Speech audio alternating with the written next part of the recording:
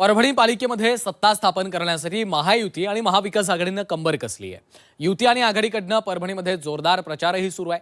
राष्ट्रवादी आणि शिवसेनेमध्ये झालेल्या बंडानंतर परभणीत राजकीय समीकरणं बदलली आहेत। त्यामुळे परभणीमध्ये सत्ता कोण राखणार, कुठल्या पक्षाची ताकद जास्त आहे, पाहूयात या संदर्भातला एक विशेष रिपोर्ट।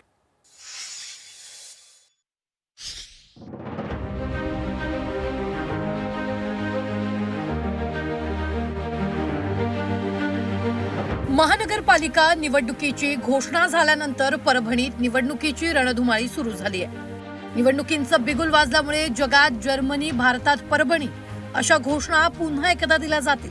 मात्र सध्या राजकीय समीकरण बदलल्यामुळे परभणी महापालिकेवर कुणाचा झेंडा फडकणार हे देखील पाहणं महत्त्वाचं आहे। नेहमीप्रमाणे यंदाही शहरातील मूलभूत प्रश्नावरच पालिकेची निवडणूक लढवली जाणार आहे। परभणीत आतापर्यंत काँग्रेस आणि राष्ट्रवादीचीच सत्ता राहिली आहे। मात्र महाविकास आघाडी परभणीत एकत्र निवडणूक लढवण्याची चिन्ह आहेत। त्यामुळे पालिकेत महाविकास आघाडीचाच महापौर बसणार असा विश्वास ठाकरेंच्या शिवसेनेकडून व्यक्त करण्यात आलाय। 2017ला जेव्हा महानगरपालिका झाली होती त्यावेळेस इथं काँग्रेसची सत्ता होती एक हाती। पण तुम्ही बघितलं असेल काल जेव्हा 2024ला लोकसभा आणि विधानसभाची निवडणूक झाली, या शहरामधून खासदार साहेबाला आणि आमदार साहेबाला खूप मताधिक्य आहे। या दोघांचं काम बघितलं असेल तर ह्या शहरातील लोकांचा दोघांनाही विश्वास आहे आणि आमच्या मताचं विभाजन होऊ नये म्हणून काँग्रेस सोबत आणि राष्ट्रवादी शरद पवार साहेबांसोबत महायुती महाविकास आघाडी करून या परभणी शहरावर शिवसेनेचा भगवा फडकल हा 100% मला विश्वास आहे। परभणीत 16 प्रभाग असून 65 सदस्य, 15 नंबरच्या प्रभागात 5 सदस्य असून इतर 15 प्रभागात प्रत्येकी 4 सदस्य निवडून येत असतात। परभणी महापालिकेत 2,61,239 एवढे मतदार असून यामध्ये 1,28,635 एवढ्या महिलांचा समावेश आहे। महाविकास आघाडीप्रमाणे महायुतीनं देखील परभणीत कंबर कसली आहे। अजित पवारांच्या राष्ट्रवादीला राजेश विटेकरांच्या रूपानं तरुण आमदार मिळालाय। काँग्रेसच्या काही माजी नगरसेवकांनी अजित पवारांच्या राष्ट्रवादीत प्रवेश केल्यानं दादांची राष्ट्रवादी देखील परभणीत चांगलीच मजबूत झाली आहे। तर शिंदेंच्या शिवसेनेला देखील भाजपचे महानगर प्रमुख आनंद भरोसेंच्या रूपानं नवा चेहरा मिळालाय। त्यामुळे महायुतीकडूनही विजयाचा दावा करण्यात आला। मुबलक पाणी येलंय, ह्याच्या नियोजनाच्या अभावामध्ये बिल न भरल्यामुळं हे पाणी सुद्धा शहरवाले वशांना रेग्युलर देऊ शकत नाहीत। म्हणून हे जे प्रश्न आहेत ते प्रश्न घेऊन आम्ही उद्या जनतेसमोर जाणार आहोत आणि जनतेला बी हे सगळं सोचलंय, जनतेला बी ह्याची जाणीव आहे आणि मला पूर्ण विश्वास आहे की परभणीकर ही येणारी महापालिका निश्चितपणाने राष्ट्रवादीची मताची देतील असा मला ठाम विश्वास आहे। मुख्यमंत्री असताना एकनाथजी शिंदे साहेबांनी या ठिकाणी महाराष्ट्रभर जो विकास केला आणि तोच या ठिकाणी विकासाच्या अनुषंगानं ही निवडणूक आम्ही ही लढवणार आहोत।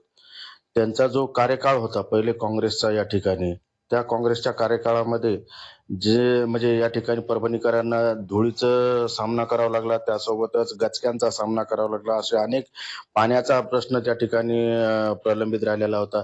असे अनेक प्रश्न ते प्रलंबित राहिलेले या अनुषंगानं या परभणीमध्ये आम्ही विकासाच्या मुद्द्यावरच ही निवडणूक लढवणार आहोत। एकूण जागा 65। 2017 मध्ये परभणीत पालिकेत काँग्रेस सर्वात मोठा पक्ष होता। त्यावेळी काँग्रेसचे 31 नगरसेवक निवडून आले।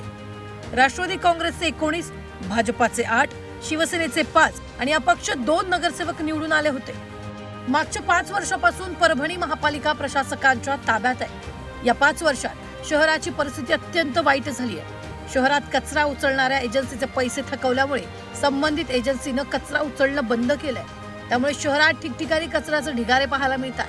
शहरात पार्किंग आणि सिग्नलची व्यवस्था नसल्यानं ट्रॅफिकच्या समस्येला सामोरं जावं लागतंय। तसंच शिक्षण आणि आरोग्याच्या मुद्द्यावरच पालिकेच्या निवडणुका लढवल्या जाणार आहेत। परभणी महानगरपालिका ही फक्त नावाला महानगरपालिका आहे, ते समस्याचा भांडार आहे। वेळेवर पाणी येत नाही, वर्षभराचा टॅक्स घेतला जातो आणि पाणी दिलं जातं 15 दिवसाला एकदा। त्याशिवाय दवाखान्याची बकाल अवस्था आहे, शिक्षण व्यवस्था अत्यंत वाईट परिस्थितीमध्ये आहे। सर्व याच्या नगरपालिकेच्या शाळा, महानगरपालिकेच्या शाळा जवळपास बंद पडलेल्या आहेत। इथे शिक्षक नाहीये, इथे काम करणाऱ्या कर्मचाऱ्यांच्या पगारी नाहीयेत, मोकाट जनावरांचा प्रश्न आहे। ह्या सर्व पार्श्वभूमीवर परभणी नगरपालिका हे म्हणजे एक समाजाचं माहेरघर बनलेलं आहे। परभणीमध्ये जे अलीकडे ज्येष्ठ नेते जे सुरेश वरपुडकर आहेत, त्यांनी भारतीय जनता पार्टीमध्ये प्रवेश केला तेव्हापासून परभणीतले राजकीय समीकरण ही पूर्णतः बदललेली आहेत. या जिल्ह्याला पहिल्यांदाच पालकमंत्री म्हणून श्रीमती मेघना साकोरे बोर्डीकर या लाभल्या. आता त्यांच्या सोबत सुरेश वरपुडकर अशी ही जोड बसलेली आहे.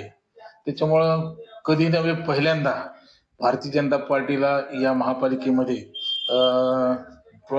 मोठा पक्ष म्हणून उभारणीची एक संधी प्राप्त झालेली आहे. परभणीत पालिका निवडणुकीसाठी भाजपमध्ये भाऊगर्दी झाल्याचं चित्र आहे. काँग्रेसला देखील परभणी पालिकेत आपलं वर्चस्व पुन्हा एकदा प्रस्थापित करायचंय. मात्र यावेळी समीकरण बदललेलं असून काँग्रेसचे अनेक माजी नगरसेवक महायुतीमध्ये गेले. त्यामुळे परभणीची जनता कुणाला कौल देणार हे पाहणं महत्त्वाचं ठरणार आहे. गजानन देशमुख, झी मीडिया, परभणी.